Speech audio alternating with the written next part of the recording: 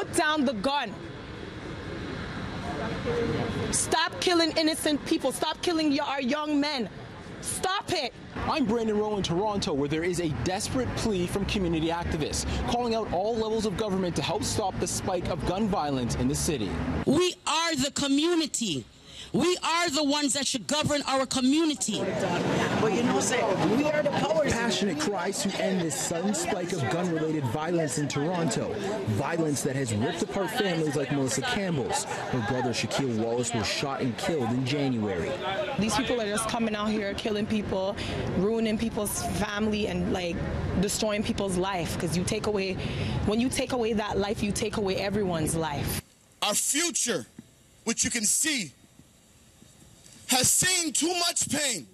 Activists turned out on Queen West, where two aspiring hip-hop artists were gunned down last Saturday. But while everyone agrees a solution needs to be found, there's disagreement on what should be done. One veteran Toronto police officer fired off a letter to Mayor Tory this week, accusing the mayor of creating the problem when he canceled the controversial Tavis program. Sergeant Mark Hayward told Tory, "You enjoyed a relatively safe city while police were engaged in proactive activities, interdicting and disrupting gang activity."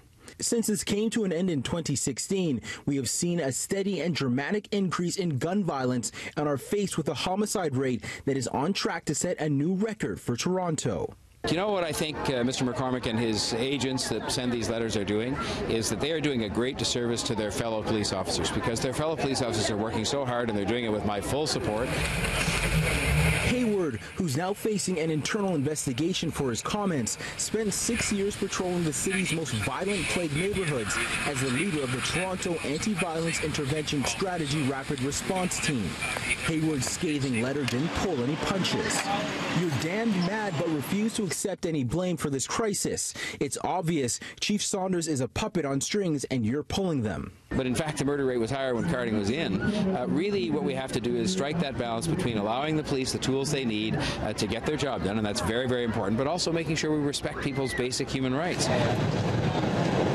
Back in the neighborhoods most affected by the violence, even activists have different opinions. Tavis's existence does not stop the violence. Tavis's existence, unfortunately, has created a wedge in the community because of how they treated the community. We need to bring some sort of security back into the neighborhoods that tell the thugs, no, not here. I've been told by the community activists that this event isn't a one-off. They plan on holding more rallies and petitions until they feel that their voices are heard. In Toronto, Brandon Rowe, City News.